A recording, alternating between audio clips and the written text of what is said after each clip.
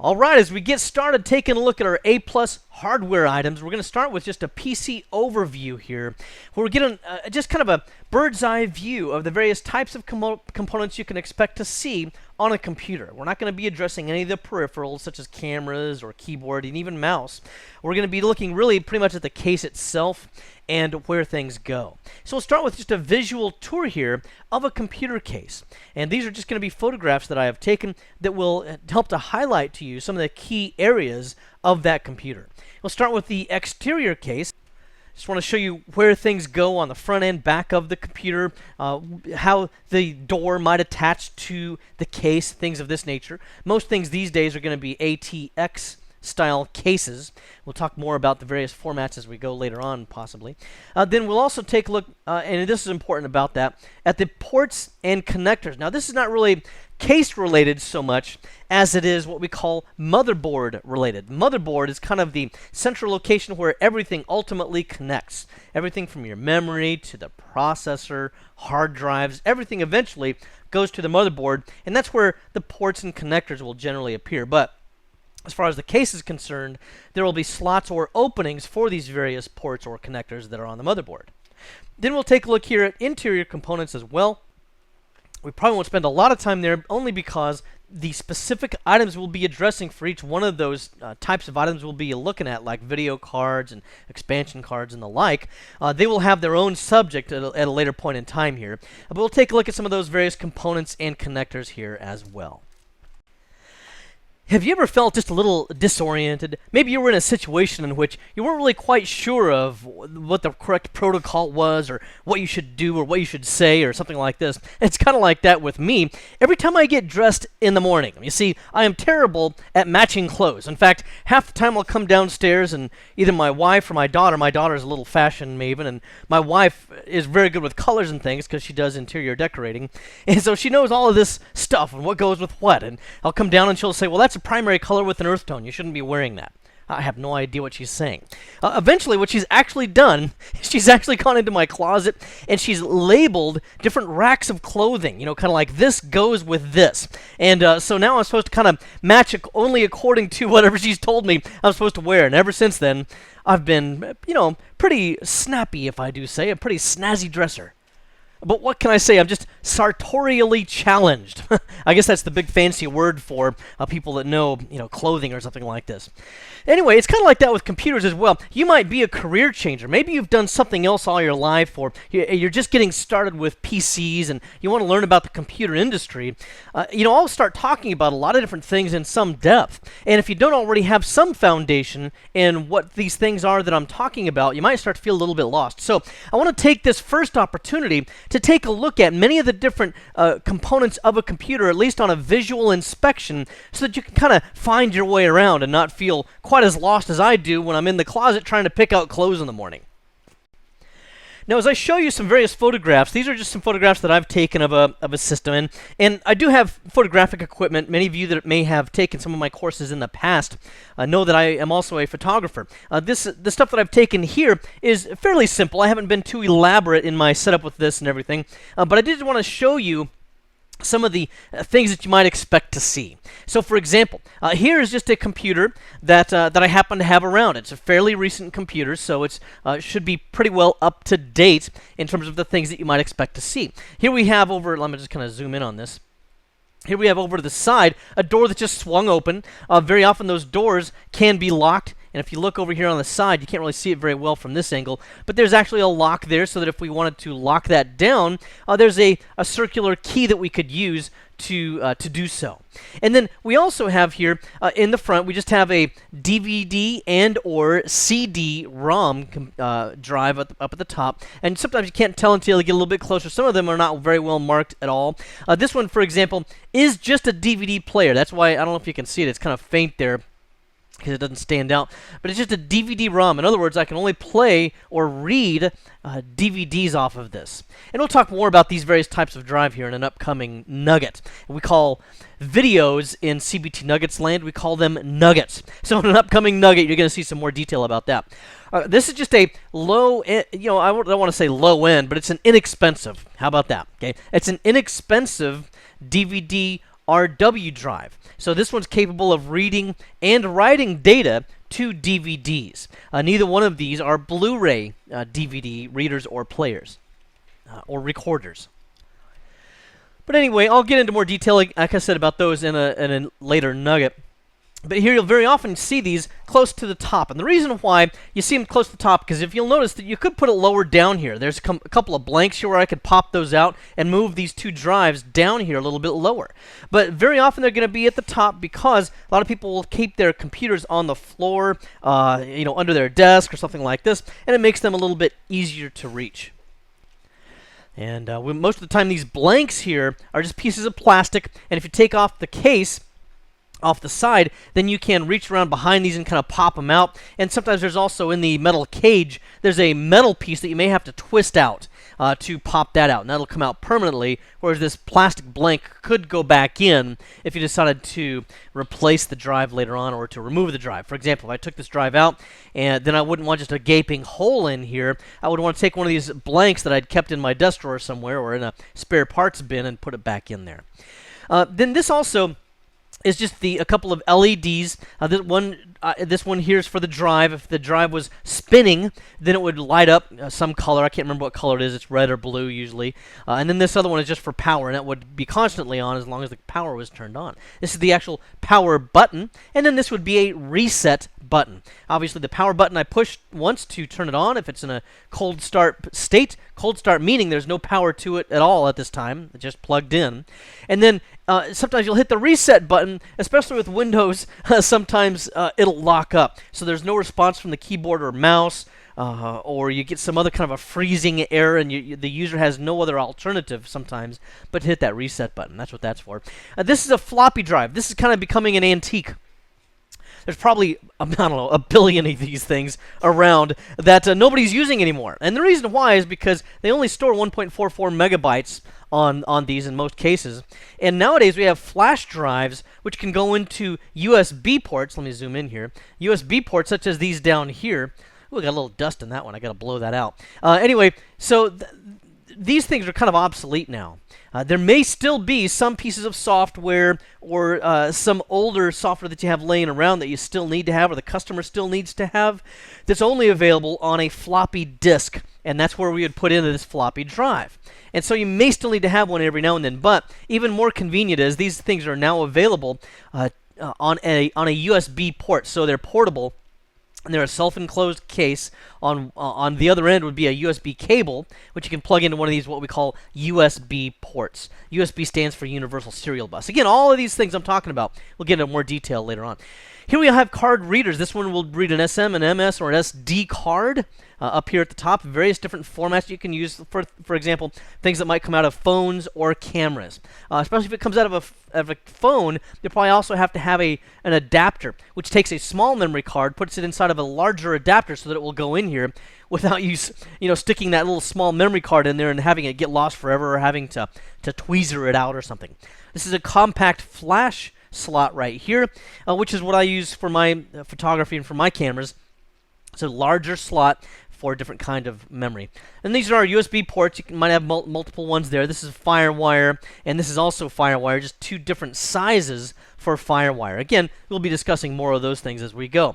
Oh, and then down here, since it's black, it's a little bit hard to see, but there are open vents here, and behind these vents would be a power supply, or rather a fan that would draw cool air into the computer, most of the time with what we call ATX cases, and that's what you'll find most of the time nowadays. It draws air in from the front and blows it out the back, and that's where your airflow will normally go. And there's some other directional flows as well, again, which we can also look at later.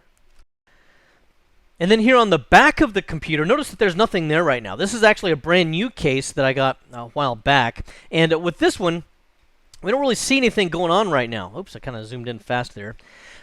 This is because there's nothing installed yet. Up here would be where the power supply would go, and you can see some holes here where you would put in the screws to hold the power supply in place. Normally there's also going to be rails on the inside of this where the power supply will slide along. It's not held in solely by these screws. And then you'll have things like this. This would be a spot for a case cooling fan. Remember I talked about fans a moment ago. That would also screw onto this, and there's also usually clips that will go on there to hold that in place. And that helps it to keep from rattling. A lot of times fans can make kind of a rattling, annoying noise. You want to try to avoid that. This is just a blank, what we call a blank. Normally, this will be supplied by your motherboard manufacturer. Otherwise, this will be completely empty.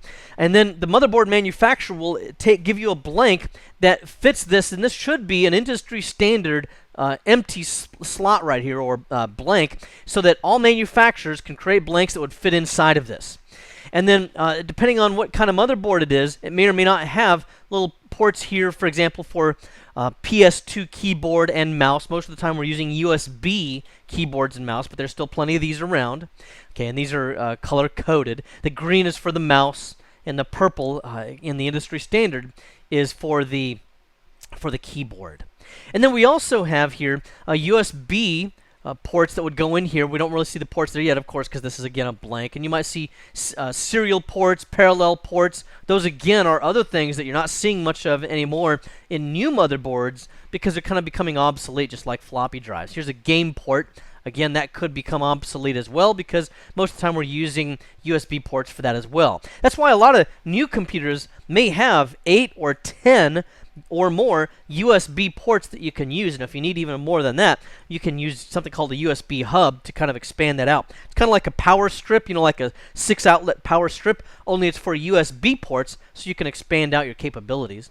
Then these would be ports for our sound card. Okay, and again, all different manufacturers will have different things that they can put into there, but they're pretty well boiling down to the same thing these days. These are blanks for your expansion cards, and this would be where you would put in maybe a video card, and then maybe there'd be a network card, although again, a network card will also often go where one of these slots are right now. Instead of serial ports, you might have a network card there. In fact, a lot of motherboards now have 2 network cards so that you can do something called adapter teaming, which gives you a very fast network throughput, so you can use 2 network ports at once. Again, we'll talk about all of that in a little bit more detail coming up. Now, also we'll have here, let me zoom in as far as I can here, you'll have screws. Now, you can see that this kind of has a knurled texture around the outside of it. This is something that could be considered a tool-less device, so that you can just use your hands to unscrew it unless someone screwed it down too tight. As a backup plan, there's also a slot in there for a Phillips or flathead screwdriver, so you can also use a screwdriver if someone torqued that down a little bit too tightly, then you could just use a tool to pull that out instead. Now then, here we see another photograph that I took actually just this morning. This one has this is a different computer entirely, but you can see how there's, all this stuff is plugged in now. There's a lot of this stuff going on here. For example, here I've got the power supply installed, and you can see the screw holes that I was mentioning earlier. This, again, is going to be industry standard, so that all power supplies should have screw locations in all the same exact locations, precisely, so they could fit in just about any case there is out there. The only time that there would be an exception to that is if there was some kind of an oddball proprietary item, but the whole PC industry is attempting to avoid that type of proprietary thing for the most part. Sometimes you will see more proprietary types of devices in servers, where a specific manufacturer of servers will create their own kind of power supply that's designed to fit inside their own cases. But for home use, small office use, any kind of PC use that you would normally see for workstations, this will all be standardized, as well as all the rest of the stuff I'm about to show you. Here's a, can't really see it, but there is a fan back in here. There's some little blades, gray-colored blades back there. This is where we have a fan actually installed. You can see the screws here are holding that fan in. There's also another screw hole here behind the bezel of the exterior case, but that's concealed right now. Then here we see, again, as I was mentioning earlier, sometimes you'll see different types of connections that you can make. Here we do indeed have PS2 keyboard and mouse that's available. Here's our USB slots that we have available here now as well. This is a FireWire.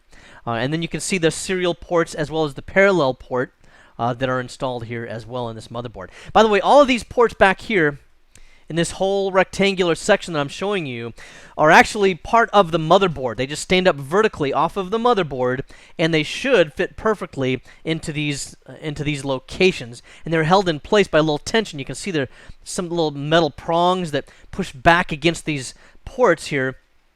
Tension kind of helps to hold those in place solidly, and again, so that they don't rattle while the machine is running and stuff. As I was mentioning earlier, that you might have additional USB ports. Here's a couple of additional ones here, and you may have one or more network card connections here as well, as I've got there.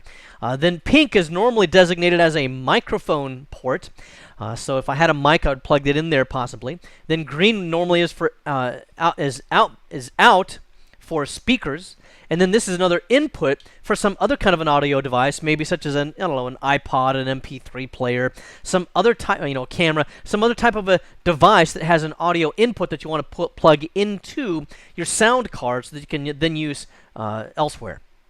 Also, a lot of these things are now also integrated into, you guessed it, USB ports. For example, the headset I'm using right now doesn't really use any of these. The headset I'm using right now plugs directly into my USB port, and it handles all of these functions on its own inside of some USB routing that takes place.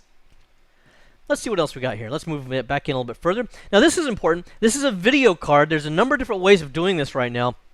In the older days, we had video cards with this type of a pinout that you would see. And then you would have a video cable that would go, one end would go into here, the other end would go into the back of your monitor, and that's where you would get your video signals, is out of this. This is sometimes also designated as a CRT, a cathode ray tube. That would be the old television set type, which is deep. It's not a flat panel, and it's usually a glass front, curved glass front on it. It's a little bit more antiquated. You can still use the same connection in a flat panel LCD, but for the most part, we're moving over here to a DVI input. And this is has more pinouts. We'll talk again about all of this stuff as we go, but this is going to give you normally a better image than you'll be able to get out of something like this. This will also refresh faster. Then you would also possibly have something like this type of a video out, which would be an S-video connector. That's what this one is.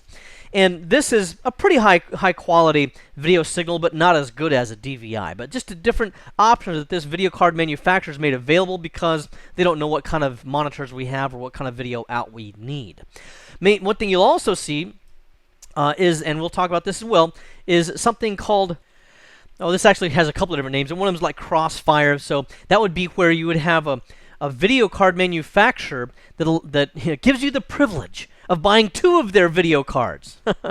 And then what you'll do is you'll put one in one slot and then another one a couple slots away, and then you will actually bridge those together with a special device.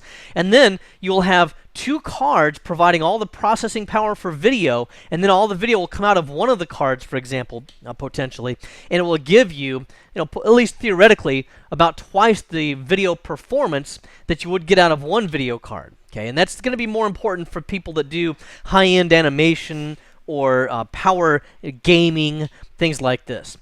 This is a network card here. It's a wireless network card. The antenna, I have it sideways here instead of vertically. Normally, you'll put those up vertically so that they'll get better gain from the wireless access points that they're trying to contact. But I put it to the vertical here so it wouldn't get in the way of these other things I was trying to show you up top here. But that's all that is. And then this is another high-end kind of a multimedia card here. It could have a number of different purposes. For example, this one has optical outs right here that can be used for more high-end audio purposes. And that's all I'm going to talk about for right now. That should cover the back of the computer case. And then here, mostly we're seeing the same thing we've seen before, but I just wanted to show you just a different angle on it. Here we're able to see, again, all of the different connectors and things over here on the side.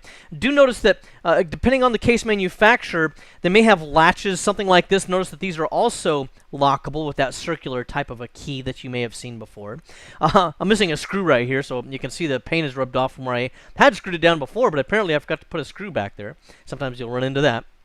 And then this one just has a clear case. A lot of, especially the gamers' computers right now, do have these clear kind of acrylic case or fiberglass opening here. Normally this is not glass for safety purposes. But the reason why they do this is because inside of this you can put all different kinds of colored lights and kind of show off show off all of the components that you've got inside of there. boy, aren't we totally geeky people here? We're showing off our hard drives and cooling systems and all of that. You know, all the cool kids are showing off their custom Mustangs, and here we are showing off our PCs. But anyway, I didn't put any of those lights or anything inside of mine, but that certainly is something that could happen. And then also, there's some cables in here. I don't know if any of these are that I've got in there, but some of them also glow in the dark or show special colors because you can use black lights and fluorescence and stuff like that inside of these. So anyway, there's a couple of connectors there. Also, down at the bottom here, you'll see these feet. These will very often pull out. You can just stick your hand under there and pull out to the side so that the feet go out to the side and gives a little bit more stability to help it prevent it from tipping over. So that can possibly come out there as well. And then here we have the exterior of the case. This is just a profile view of the case. You can see the power supply installed there. This one's 400 watts. A lot of them go 650, 750, 800 watts nowadays because there's so many different things you might have to power, especially because a lot of power users may have several different hard drives inside in RAID arrays and all these different kinds of things, which we'll discuss later. Here's some of the connectors. These are Molex connectors for the power supply. There's a number of different kinds of connectors that can be made now, whether it's for traditional types of drives or for serial ATA and whatnot. Here we've got Molex connecting to our DVD reader and our DVD writer that we see respectively on top and bottom here. You can't really see the connection there, but you can see there's one that's connecting into the back of there. And then we also have things such as another cooling fan. There might be a number of different cooling fans, especially for those that are made for power gaming of some type. So here's another power fan that will just exhaust air out of the case. Actually, this one draws air in, so it pushes air inside of the case, and it pushes it down on top of the location where the processor might be or other components that get hot. Because all these things inside, all these electrically powered devices, do get very hot. That's generally considered bad for the equipment. So anyway, that's the side profile of the case, and it kind of looks like a little big tangled mess right now. It's very possible that people can use zip ties to tidy this up and everything like that. But very often with your customers, you're not going to see them doing that type of thing. Oh, and then down here, this is where our memory card slot was and our floppy drive. These are smaller cages, but they will still accept those types of devices that I showed you there. And then down here, let me zoom in on this a little bit better. You can see a couple of drives. I might have something like what we call a RAID 1 array, where these drives are redundant. They both have exactly the same data, so that in case one of them fails, the other one can still provide service. These are using, again, thumb screws to be able to put these drives in. That way I don't have to get out a toolkit of any kind, and it's very easy to install. And you might not be able to see this, but because I'm losing resolution now with this magnification, but there are rubber grommets in here as well. Sometimes you'll see those types of devices in various cases because they absorb more of the shock, and they will hopefully extend the life of your moving parts, such as those hard drives. All right, two more pictures, and then we'll move on here. This one's just with a case taken off of the computer. You can see inside here there's just, again, a cooling fan that we have there. This is a cooling fan that sits right on top of what we call a heat sink, which is a fin, has fins in it that dissipate the heat off of the processor. That's one of the hottest components inside of your computer. So in addition to these fins, we blow cold air, or at least cooler air, down on top of it. That's what you might see inside of the case. We'll talk more again about that as we go. And then I just wanted to show you an example of a motherboard. This one's an older motherboard, but this is what you'll actually see on the floor of the case, and this is going to be attached by screw holes. There will be brass standoffs that will separate a little bit of distance from the exterior of the case to the motherboard here, and they'll have this motherboard standing up about 1/4 of an inch or 1/2 inch, I guess. And then you'll take screws and you'll screw them down inside of these screw holes to attach it to the case. So that's the kind of thing that you can expect to see. That's the exterior of the case and a little bit of the interior as well. Again, most of this will have more detail as we go. Alright folks, my wife wants me to go out and watch a movie with her, so before I go, I've got to go upstairs and make sure I put together clothes that actually match. She wants me to go see that Denzel Washington movie. What's that called? The Book of Eli. That's what it's called. So we're going to go see that, and I got to make sure my clothes match. So before we go, let's just summarize what we take a look at here, what we took a look at. We looked at the PC overview. Remember, I just used some various photographs to give you kind of a visual tour of the computer, especially for those of you that might be brand new to PC hardware. We took a look at the exterior case and the various components and connectors that you can expect to see on most of your computers. Now, I didn't address all possibilities. There's really too many to cover. But most of the things I showed you were things that you would probably be likely to see on a customer's case. We took a look at the various ports and connectors. A lot of these actually are on the motherboard, but I showed you at least on the case where you would see those when the motherboard connects to the case. We took a look also at the interior just a little bit. We'll talk again much more about all of these things in more detail as we go. But we took a look at where some of those components connect with the expansion slots, where the processor might appear, and things like this, where the memory goes, and some of the various connectors, which we very often will see actually on the exterior of the case. Well, I hope this has been informative for you, and I'd like to thank you for viewing.